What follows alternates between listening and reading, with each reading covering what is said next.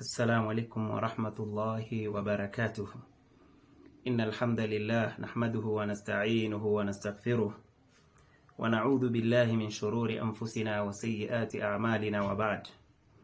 Ndugu katika imani, baada ya kumshukuru Allah subhanahu wa ta'ala, kutaka sala na salamu zimfikie mwalimu wa umma bwana mtume Muhammadin sallallahu alayhi wasallam, kama vile ilivyowazi kwamba la yakhfa ala wahidin minna, kama vile ilivyowazi ni kwamba halifichikani juu ya mmoja katika sisi ma yatimu fi kulli sanatin, katika yale ambayo hujitokeza na kutimia ndani ya kila mwaka, fi shahri Disembari wa Yonairi, katika mwezi wa Disemba, kadhalika mwezi wa Januari, minal ihtifalat au min ihtifalatin linnaswara, kutokana na sikukuu wanazozifanya manaswara kuhusiana na masala ya Christmas au kuhusiana na sikukuu za mwaka mpya katika kila mwaka. Hilo ni suala ambalo lipo na kila mmoja katika sisi analishuhudia. Walaysa al-ajabu minhum, na hakuna la ajabu kwa upande wao. Wa innamal ajabu minal muslimina, ajabu itaonekana ni kwa yule ambaye anajinasibisha yeye kuwa ni Muislamu, anajinasibisha kuwa yeye ni mu'min, anamwamini Allah subhanahu wa ta'ala, kuamini siku ya mwisho, na anatakiwa afuate ile yote ambayo anatakiwa kama Muislamu. Hilo ndio litakalokuwa la ajabu kwake yeye, kwa yule ambaye atakayekuwa, ama kwa wale ambao watakaokuwa wanajishirikisha katika sikukuu hizi, wakawa ni wenye kusherekea kama vile wenye sikukuu hivyo ama wenye sikukuu hizo wanavyofanya. Wa lidhalika maudhu'una, na kwa sababu hiyo basi ndugu yangu katika imani, maudhui yetu ya leo itakuwa ni kuhusiana na sikukuu hizo ambazo Muislamu anatakiwa aishi vipi na sikukuu hizo, ama aishi na azichukulie vipi sikukuu za aina hizo.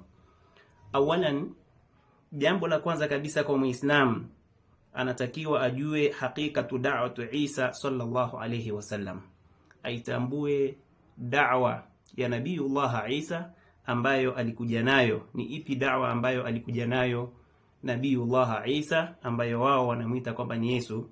Ni ipi dawa haswa aliyokuja nayo, aliyotumilizwa na Allah subhanahu wa ta'ala? Mad'awatu allati jaa biha Isa sallallahu alayhi wasallam, ni da'wa ipi ama ni malinganizi yapi ambayo alikuja nayo Nabiiullah Isa alayhi salam? Halin naswara al'ana muttabi'una li Isa sallallahu alayhi wasallam. Lakini pia kipengele cha pili, Muislamu anatakiwa atambue kwamba je, manaswara wanaoishi katika zama hizi tulizo nazo, je, wanamfuata Nabiiullah Isa? Jambo la tatu, hal daa Isa qaumahu ila taklif, je, Nabiiullah Isa aliwaita watu wake kwenda kufanya tathlithi, kwenda kuita Mungu Baba, Mungu Mwana, Mungu Roho Mtakatifu? Je, aliwalingania wao kufanya hivyo ama kuishi na dawa za aina hiyo? Wal ijabatu an dhalika, jawabu la hilo ewe ndugu yangu katika imani, inna da'wata Isa sallallahu alayhi wasallam, hakika da'wa na ulinganizi wa Nabiiullah Isa alayhi salam, hiya da'watu jamii al-anbiya min qabli, ndiyo dawa waliokuwa nayo manabii wote waliokuwa kabla yake Nabiiullah Isa, wa hiya da'watu Muhammadin sallallahu alayhi wasallam. Lakini pia tambua ewe Muislam, da'wa hiyo aliyokuja nayo Nabiiullah Isa ndiyo da'wa ambayo alikuja nayo bwana mtume Muhammadin sallallahu alayhi wasallam. Wa hadhihi da'wa, na da'wa hiyo ama ulinganizi huo si mwingine bali ni at-tauhid wa ibadatullahi wahda la sharika lahu, ni kumpwekesha Allah subhanahu wa ta'ala peke yake, wa ibadatullahi wahda, lakini pia kumwabudu Allah subhanahu wa ta'ala peke yake, la sharika lahu, pasina kuwa na ushirika kwake, yani pasina kumshirikisha Allah subhanahu wa ta'ala. Dalili ni nyingi sana zilizokuja katika kitabu cha Allah subhanahu wa ta'ala juu ya suala kama hilo. Miongoni mwa hizo ni kauli ya Allah subhanahu wa ta'ala, aya 19 katika surati Ali Imran. Anasema Allah subhanahu wa ta'ala, walaqad ba'athna fi kulli ummatin rasula, hakika tulishatumiliza katika kila umma uliotumilizwa na Allah subhanahu wa ta'ala. Basi Allah subhanahu wa ta'ala aliwatumilizia nabii ama mtume. Nini lengo la nabii kutumilizwa kwao? Allah subhanahu wa ta'ala akatueleza ni kwamba wawe ni wenye kusema ani'budullah, kwamba muabuduni Allah subhanahu wa ta'ala peke yake, wajitanabu taghut, na mjiepushe na ibada za kishirikina, ibada za kuabudiwa asiyekuwa Allah subhanahu wa ta'ala. Allah subhanahu wa ta'ala yukhbiruna annahu qad arsala fi kulli ummatin rasula. Allah subhanahu wa ta'ala anatuelezea kwamba ameshatuma katika kila umma ameutumia ujumbe. Wa da'watu haula'i rusuli jami'a, na da'wa ama malinganizi ya mitume yote hao ambao wametumilizwa na Allah subhanahu wa ta'ala ni wahida. Ujumbe wao ama message waliokuja nayo kutoka kwa Allah subhanahu wa ta'ala ilikuwa ni message moja, wa hadhihi al-amru biibadati llahi, na jambo hilo au wahiya al-amru, na jambo lenyewe si jingine bali ni al-amru biibadati llah, ni kuamrishwa kumwabudu Allah subhanahu wa ta'ala, wal kufru bikulli ma yu'badu min dunillah, lakini pia kupinga vyote ambavyo vitakuwa ni vyenye kuabudiwa kinyume na Allah subhanahu wa ta'ala. Wa qala ta'ala, lakini pia akasema Allah subhanahu wa ta'ala, inna ad-dina 'inda Allah al-Islam, katika aya 19 surati Ali Imran. Allah subhanahu wa ta'ala akasema hakika dini mbele ya Allah subhanahu wa ta'ala ni dini ya Uislamu. Ay anna ad-din alladhi irtadahu Allah li'ibadihi huwa al-Islam, maana yake ni kwamba dini ambayo anairidhia Allah subhanahu wa ta'ala na ambayo ndiyo aliyotumiliza mitume, ambapo ni kuja kumpwekesha yeye, basi dini hiyo si nyingine, ni dini ya Uislamu, dini ambayo ndiyo aliyoiridhia Allah subhanahu wa ta'ala kwa waja wake. Walislamu lahu maana yani, ndugu yangu katika imani, tambua tu ya kwamba Uislamu una maana mbili. Uislamu una maana mbili.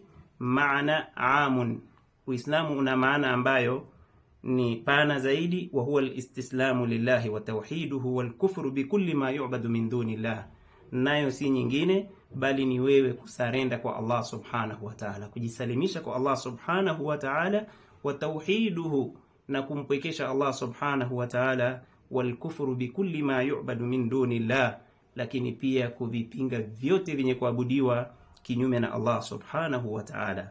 Wa hadha al-ma'na, na kwa kupitia maana hii al-ma'na al-'am, maana ambayo ni pana, ndiyo sababu haswa ambayo Allah subhanahu wa ta'ala akawatuma manabii wote pamoja na mitume wote.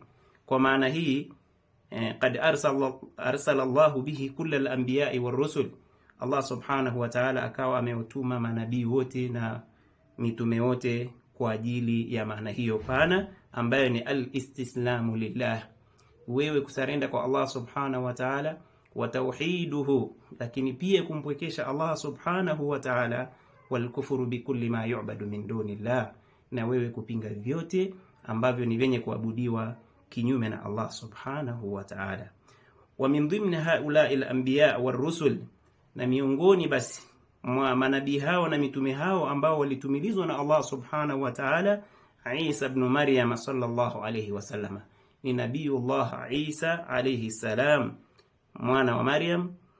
Wa maana khasun, ndugu yangu katika imani, kumbuka ya kwamba tumeshasema kwamba Uislamu una maana mbili. Maana ya kwanza ni maana amun ambayo tumeshaielezea, lakini maana ya pili sasa ni maana khasun, maana ambayo ni mahsusi, wa huwa at-tauhid, nayo ni tauhidi yenyewe, kumpwekesha Allah subhanahu wa ta'ala, was-salawatul khamsu, lakini pia swala tano, waz-zakatu was-sawmu wal-hajju, zaka, sawmu, haji, wal-umra, kadhalika umra, wal-amru bil-ma'rufi wan-nahyi 'anil munkari, kuamrisha mema, kukataza mabaya.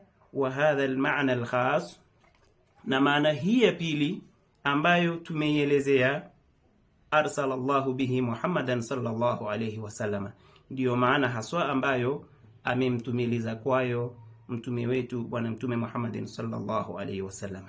Wa Isa sallallahu alayhi wasallam, na nabiyullah Isa alayhi salam, min awwal mu'jizatihi annahu takallama wa huwa fil mahdi, miongoni mwa miujiza yake ambayo ni mikubwa kabisa ni kwamba yeye aliongea na ilhali bado akiwa ni mdogo, akiwa ni mchanga. Nabiyullah Isa katika miujiza yake kama tunavyofahamu na ilivyoelezwa ndani ya kitabu cha Allah subhanahu wa ta'ala, alipata kuongea akiwa bado ni mchanga.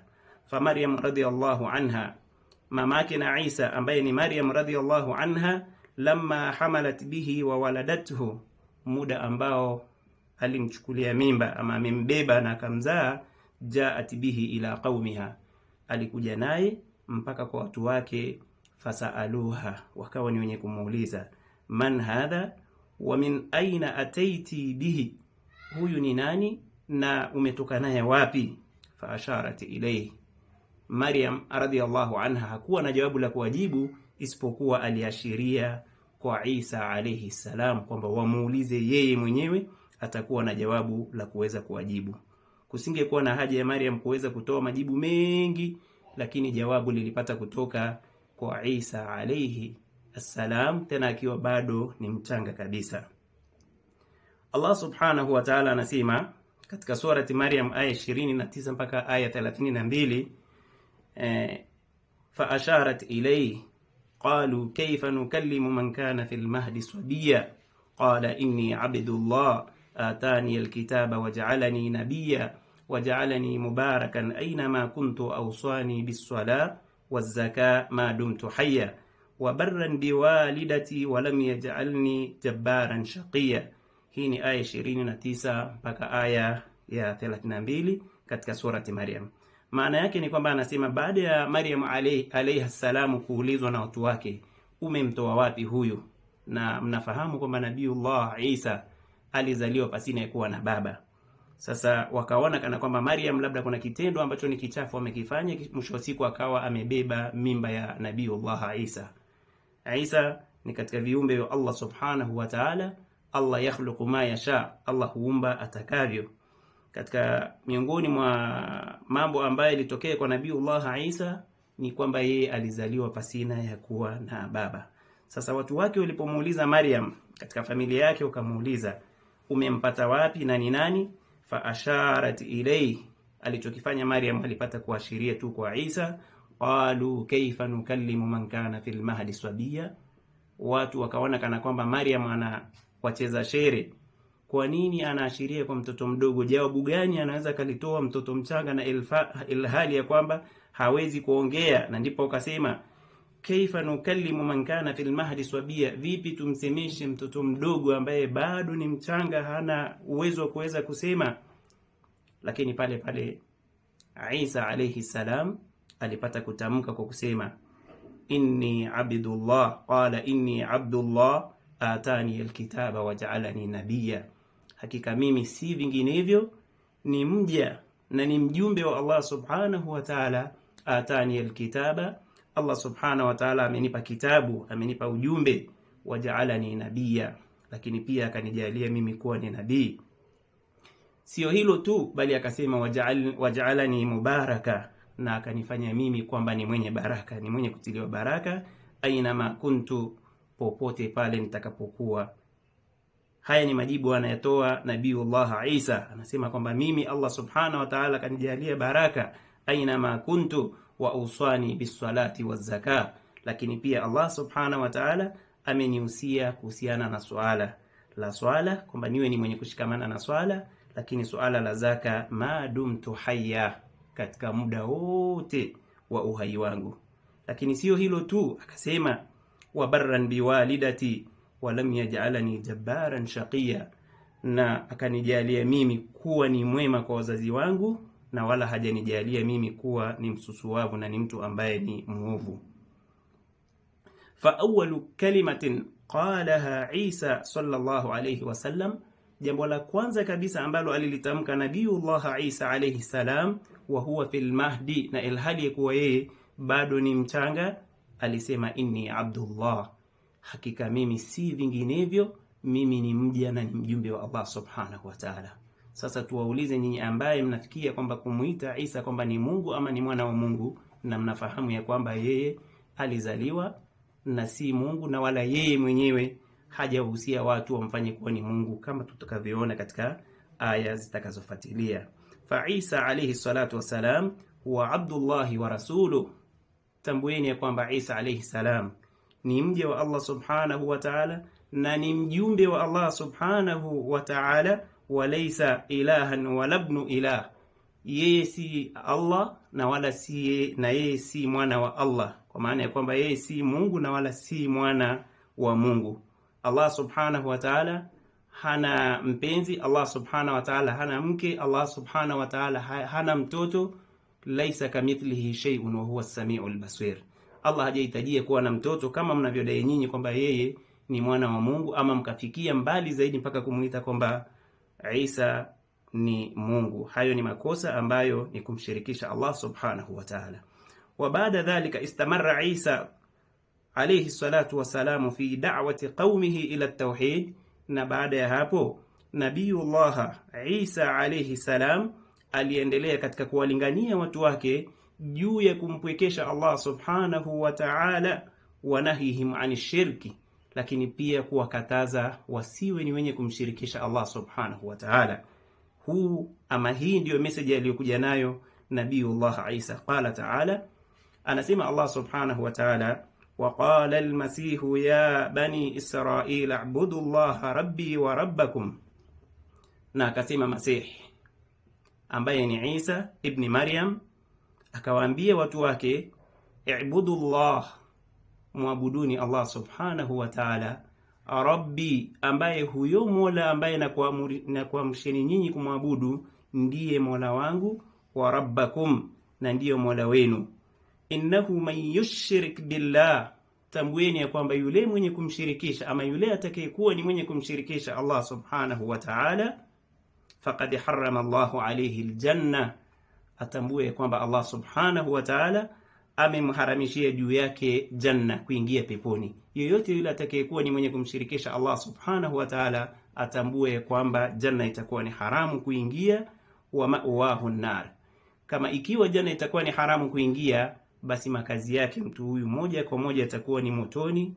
Wa mali dhalimina min ansar, na wale madhalim hawatakuwa na wakuwa nusuru. Hii ni aya 72 katika surati al-Maida. Hadhihi hiya da'watu Isa sallallahu alayhi wasallam, hii ndiyo da'wa aliyokuja nayo Nabiyullah Isa, ambayo nyinyi manaswara mnamuita kuwa ni Mungu au kumuita ni mwana wa Mungu au vyovyote mtakavyomuita. Tambueni ya kwamba yeye si Mungu wala si mwana wa Mungu, kwa ushahidi wa maneno ya Allah subhanahu wa ta'ala. Walidhalika faqad akhbarana Allah, na kwa sababu hiyo basi akatuelezea Allah subhanahu wa ta'ala bil hiwari alladhi sayaduru yawm al-qiyamah. Allah subhanahu wa ta'ala akatuelezea kuhusiana na maongezi. Hiwar ni maongezi kati ya watu wawili, maneno ambayo atakayejiri siku ya kiyama bainahu wa baina Isa alayhi salam, kati yake yeye Allah subhanahu wa ta'ala na Isa alayhi salam. Allah subhanahu wa ta'ala akasema katika aya ya 116 mpaka 118 katika surati al-Maida, Allah subhanahu wa ta'ala anasimulia kwa kusema, wa idh qala Allah ya Isa ibn Maryam, kumbuka atakaposema Allah subhanahu wa ta'ala kumwambia Isa ibn Maryam, kumwambia ewe Isa mwana wa Maryam, a anta qulta lin-nasi ittakhidhuni wa ummi ilahaini min dunillah, je, wewe ndiye uliyewaambia watu wako, a anta, je wewe Isa. Hapa anaashiriwa ni Isa, anasemeshwa na Allah subhanahu wa ta'ala siku ya kiyama, ataambiwa a anta qulta lin-nasi, wewe ndiye uliyewaambia watu ittakhidhuni wa ummi ilahaini min dunillah, nifanyeni mimi, yani Isa, nifanyeni mimi na mama yangu kwamba ni miungu wawili kinyume na Allah subhanahu wa ta'ala. Qala subhanak, jawabu la Isa alayhi salam litakuwa ni maneno haya, atasema subhanak, utakatifu ni wako wewe Allah subhanahu wa ta'ala, kutakasika ni kwako wewe Allah subhanahu wa ta'ala. Ma yakunu li an aqula ma laysa li bihaqqin, haipaswi kwangu mimi kusema yale ambayo si ya haki. Anasema kwamba ma yakunu li, haipaswi kwangu mimi an aqula ma laysa li bihaqqin, yale ambayo si ya haki. In kuntu qultuhu faqad alimta, na ikiwa maneno hayo basi mimi niliyasema, hakika yako wewe Allah subhanahu wa ta'ala unayafahamu. Ta'lamu ma fi nafsi wala a'lamu ma fi nafsika, unayafahamu yote yaliyoko katika nafsi yangu na wala sifahamu yale yaliyoko kwako wewe Allah subhanahu wa ta'ala. Innaka anta allamul ghuyub, hakika yako wewe Allah subhanahu wa ta'ala ni mwingi wa kufahamu ghaib, wa kufahamu mambo ya mbali au mambo yaliyofichikana.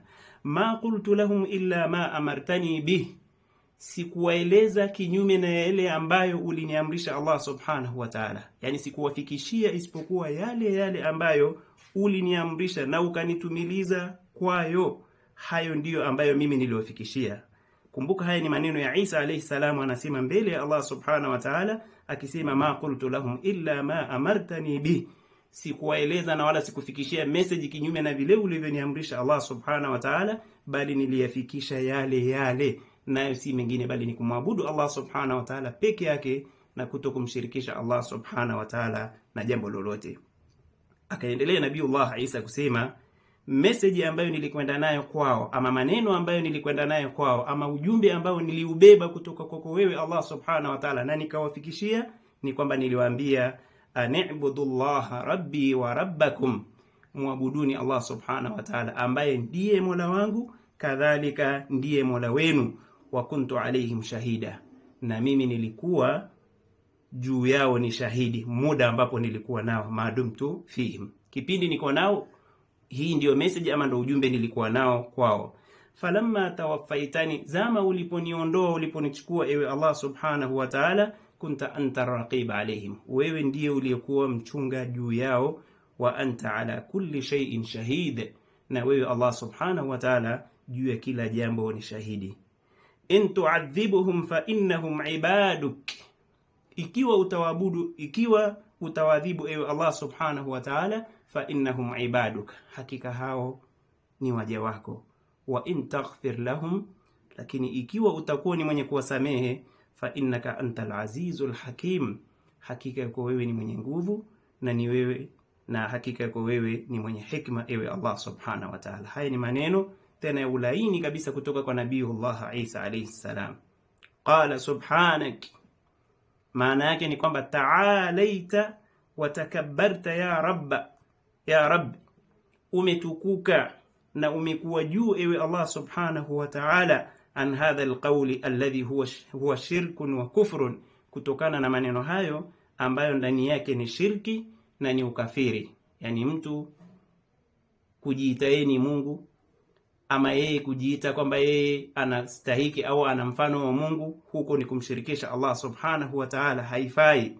Wala yanfa'u li wala li ghairi, wala haifai. Maneno ya Nabiiullah Isa anasema haifai wala kwangu mimi wala kwa asiyekuwa mimi, wala yuqbalu minni wala min ghairi, na wala pia haitokubaliwa kwangu mimi wala kwa mwingine asiyekuwa mimi. Ayuqala hadha ash-shirku wal ayqula, yeye kuweza kusema maneno kama hayo ambayo ni shirki na ndani yake ambako kuna ukafiri mkubwa, wewe kujiita kwamba ni Mungu ama ni mwana wa Mungu, hilo litakuwa ni ukafiri mbele ya Allah subhanahu wa ta'ala.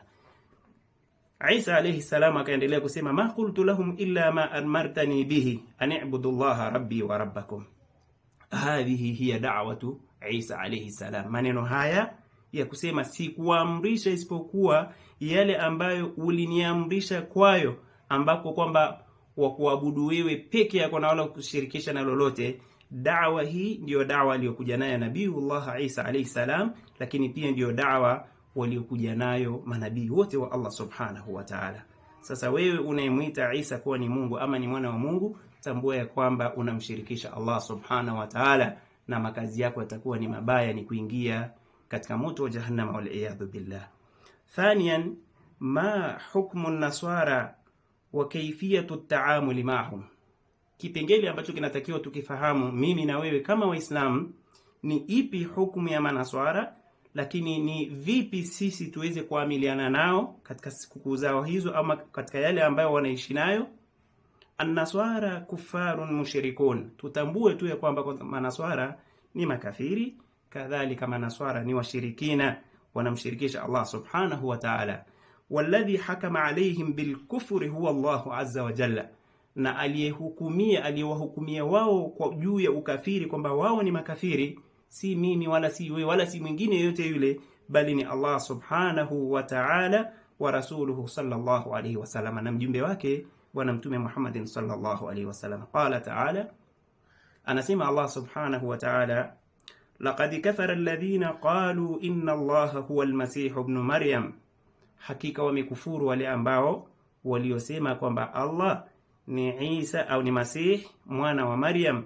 Wa qala al-masih ya bani Israil, na akasema Masih yani Isa alayhi salam akasema kuambia enyi wana wa Israil, ibudullaha rabbi wa rabbakum, muabuduni Allah subhanahu wa ta'ala ambaye ni Mola wangu mimi mlezi na ni Mola wenu.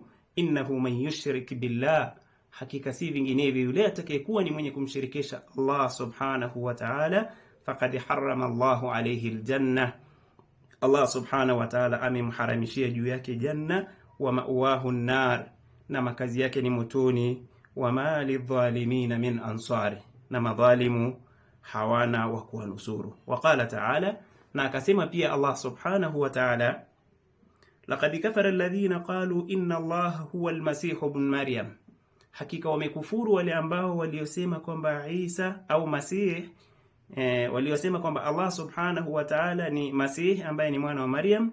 Qul faman yamliku min Allahi shay'a, sema waambie ni nani anayemiliki kwa Allah subhanahu wa ta'ala chochote, in arada an yuhlika al-masih ibn Maryam, ikiwa Allah subhanahu wa ta'ala atataka kumangamiza ibn Maryam au Masih ibn Maryam, wa umma, pamoja na mama yake, wa man fil ardi jami'a, na vyote vilivyomo katika ardhi, walillahi mulku samawati wal ardi. Tambueni tu ya kwamba au tambueni tu ya kwamba Allah subhanahu wa ta'ala ama vyote na milki ni vyake yeye Allah subhanahu wa ta'ala, vilivyoko mbinguni kadhalika vilivyoko ardhini, wama bainahuma, na vile vilivyoko kati ya vile hivi vilivyoko mbinguni vilivyoko ardhini, vyote ni vya Allah subhanahu wa ta'ala, bali vilivyoko kati ya mbingu na ardhi vyote hivyo ni vyake yeye Allah subhanahu wa ta'ala. Yakhluqu ma yasha, Allah huumba kitakacho, wallahu ala kulli shay'in qadir, na Allah subhanahu wa ta'ala yeye juu ya kila kitu ni mweza.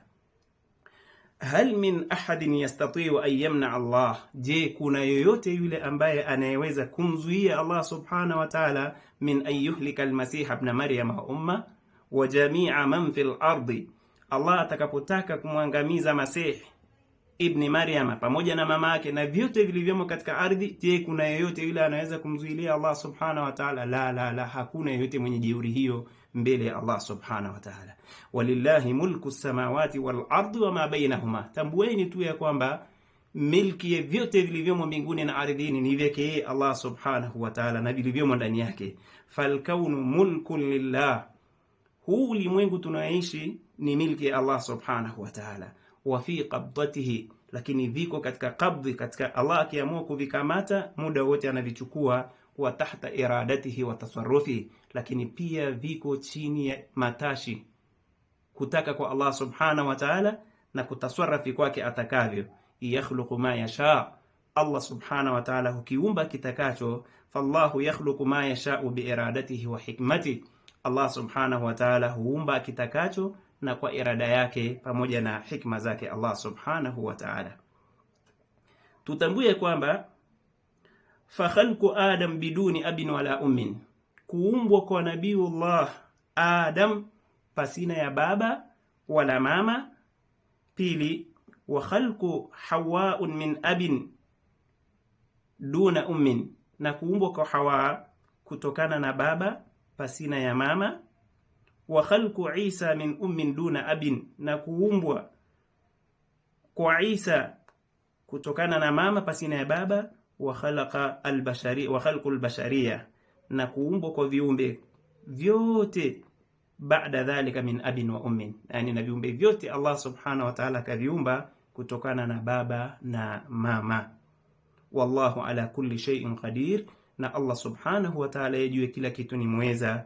Wa min dhalika qudratihi, na miongoni mwa hayo ni ule uwezo wake Allah subhanahu wa ta'ala ala khalqi Isa alayhi salam min ummin duna abin, kumuumba yeye kutokana na mama na pasina ya kuwa na baba. Huo ni uwezo wa Allah subhanahu wa ta'ala. Wallahu ala kulli shay'in qadir, na Allah juu ya kila kitu yeye ni muweza. Waqala ta'ala, lakini pia akasema Allah subhanahu wa ta'ala katika aya 73 ya surati al-Maida, akasema Allah, laqad kafara alladhina qalu inna Allaha thalithu thalatha, hakika wamekufuru wale ambao waliosema kwamba Mwenyezi Mungu ni watatu wa utatu, hao tayari wameshakufuru. Wama min ilahin illa ilahun wahidun, na hakuna mola apasaye kuabudiwa kwa haki isipokuwa mola mmoja tu ambaye ni Allah subhanahu wa ta'ala. Wa illam yantahu amma yaqulun, na ikiwa hawatokomeka na hayo ambayo wanayesema, la yamassanna alladhina kafaru minhum adhabun alim, basi watambue kwamba itawapata wao adhabu ambayo ni kali yenye kuumiza. Wama min ilahin illa ilahun wahidun, tutambue tu ya kwamba la yujadu illa ilahun wahidun fil kaun, hapapatikani isipokuwa mola mmoja tu katika ulimwengu ambaye ndio anastahili kuabudiwa peke yake, huwa Allahu azza wa jalla, ambaye ni yeye Allah subhanahu wa ta'ala, Allah aliyetukuka.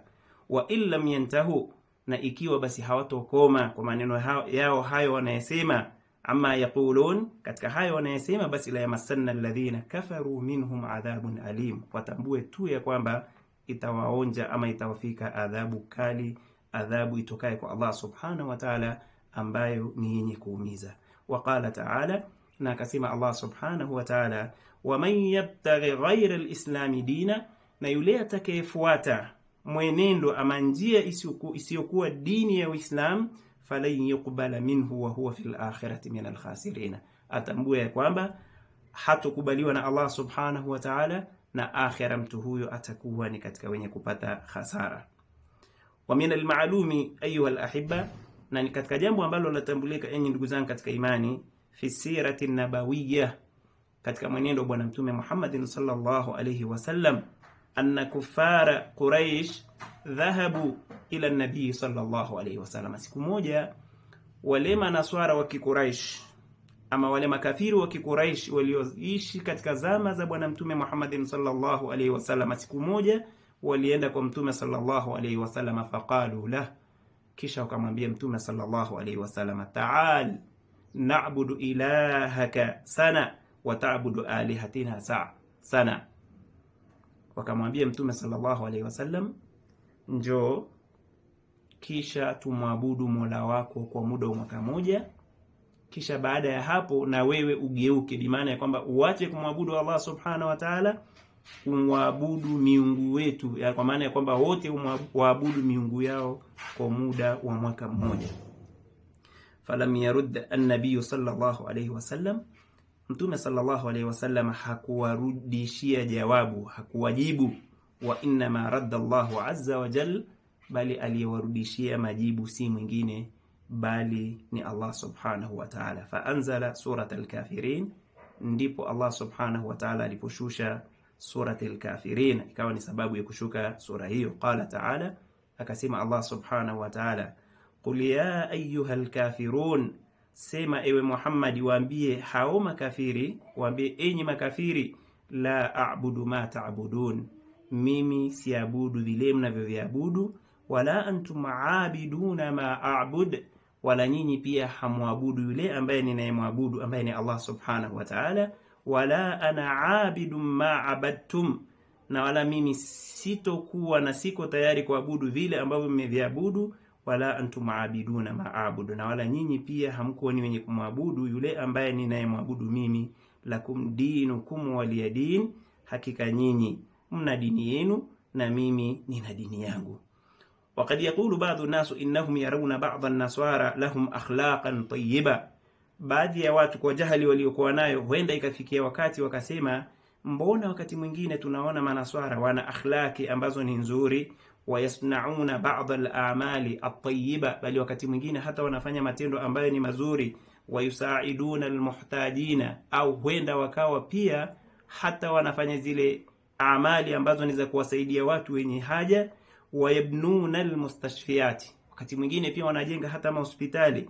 Fahal hadha yanfa'uhum yawm al-qiyama, je, jawabu kama hili ama jambo kama hili linaweza likawasaidia wao na likawanufaisha kwa matendo yao haya ya kuwa na tabia nzuri, kujenga vitu vizuri, kuwasaidia watu wenye haja zao?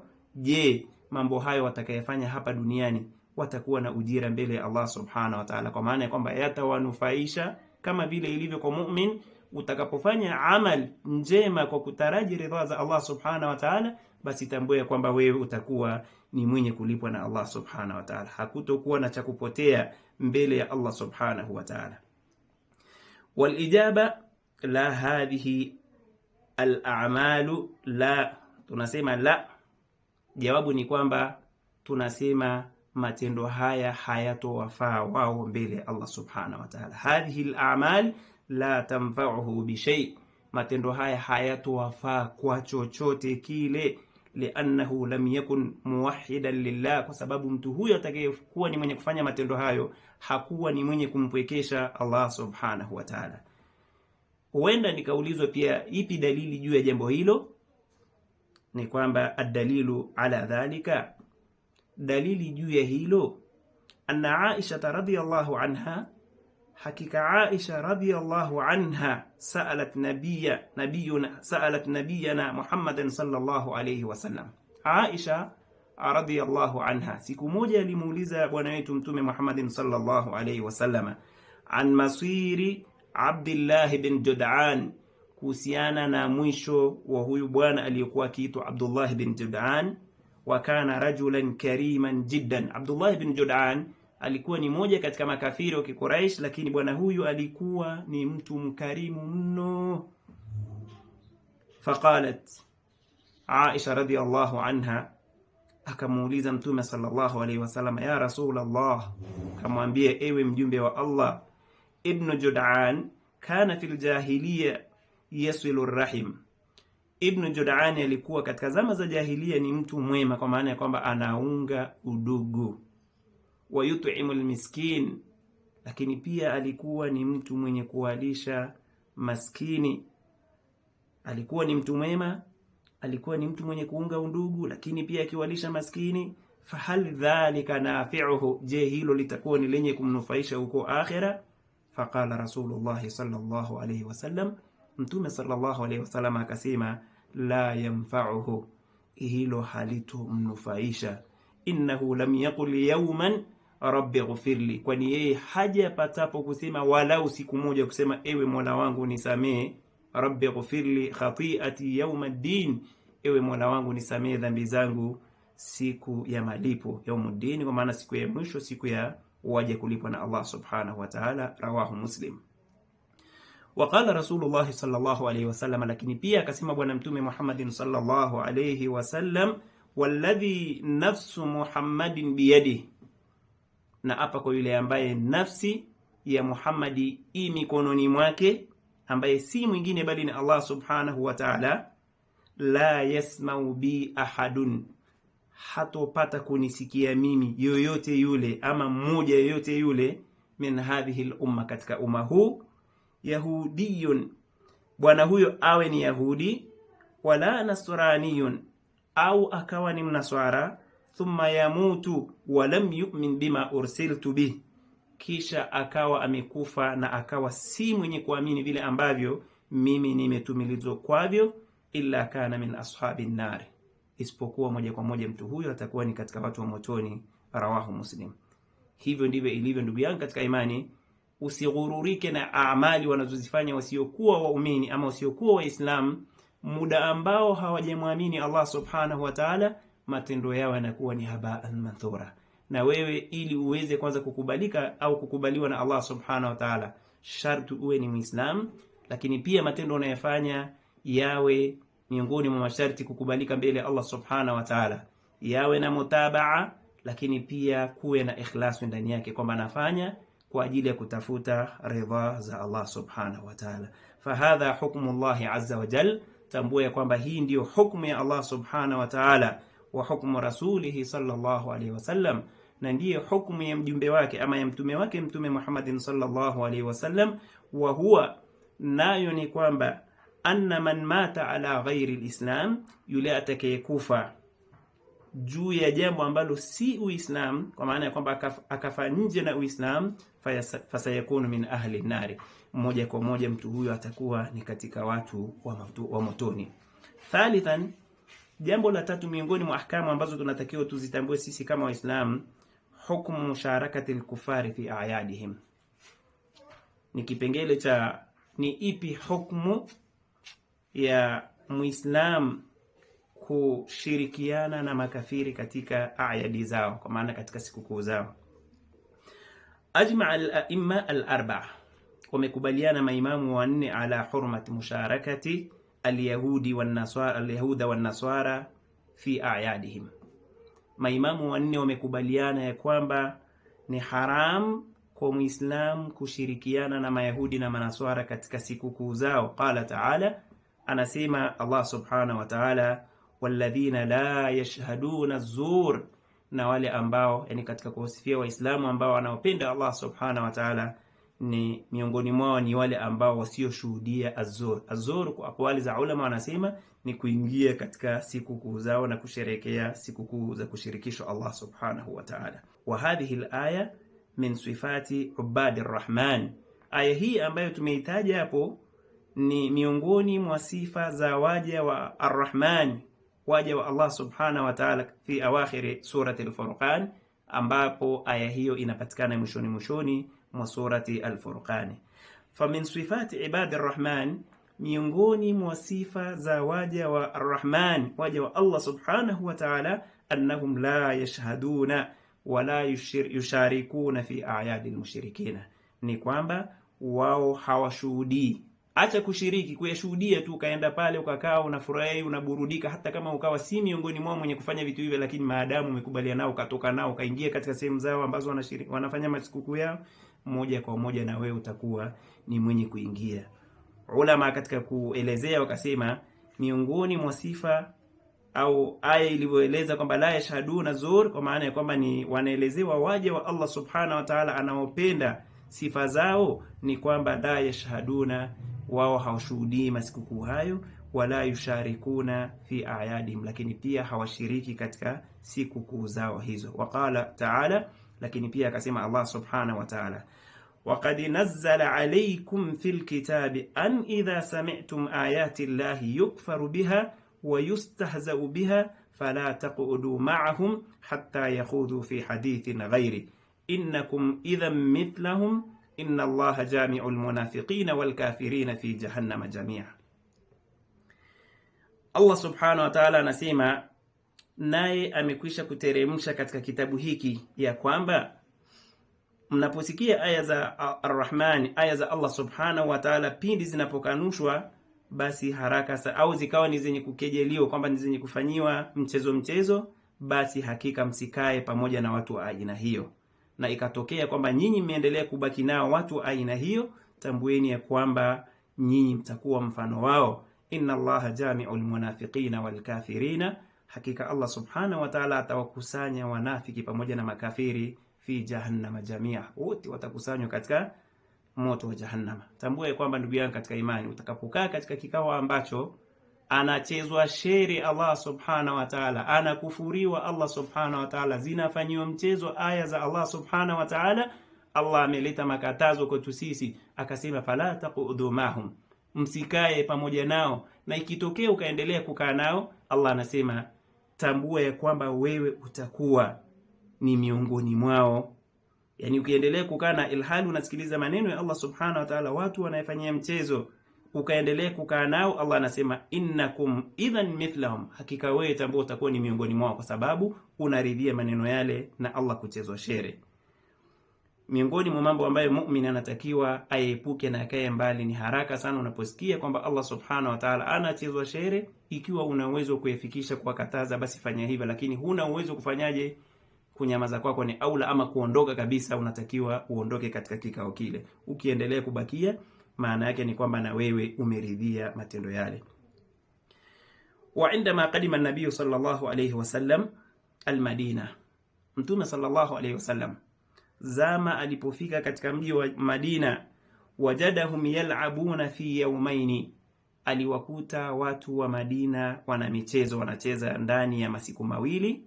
Fasalahum ma hadha al-yawman, Mtume sallallahu alayhi wasallam akauliza, ni yapi ama mna nini katika masiku haya ambayo mnaifurahia?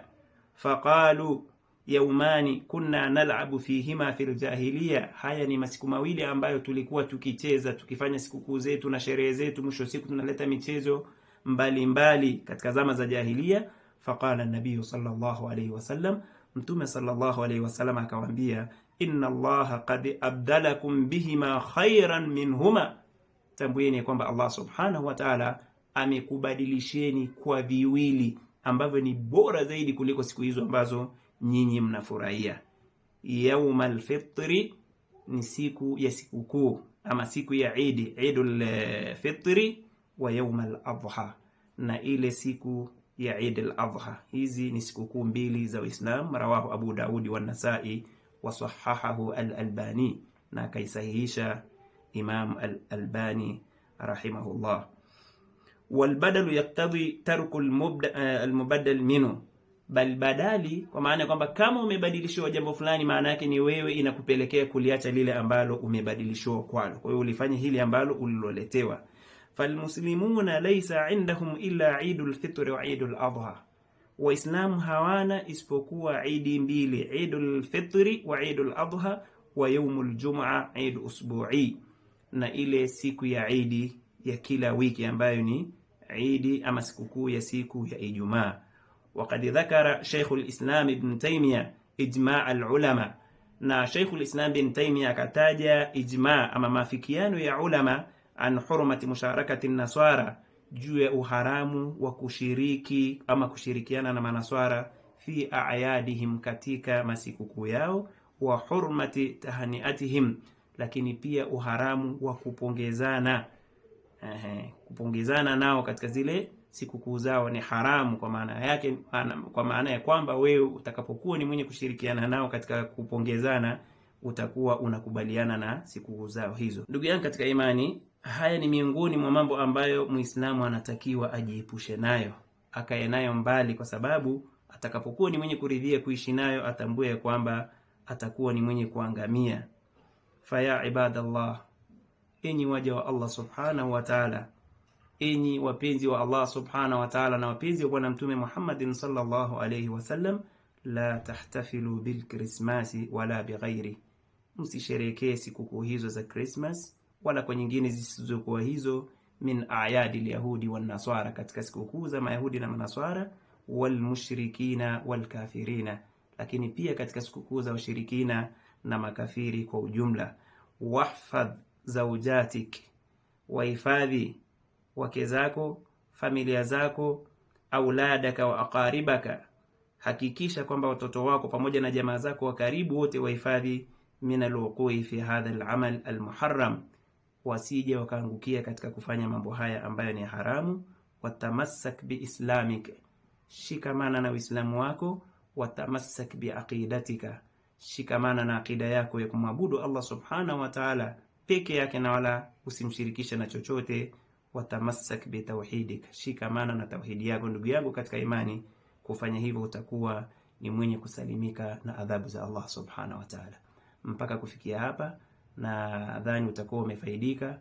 Ikiwa nimepatia ni kutoka kwa Allah subhanahu wa ta'ala, na ikiwa nimekosea basi ni mapungufu kutokana na nafsi yangu. Mwisho haya niseme subhanakallahumma wa bihamdik, ashhadu an la ilaha illa anta, astaghfiruka wa atubu ilaik.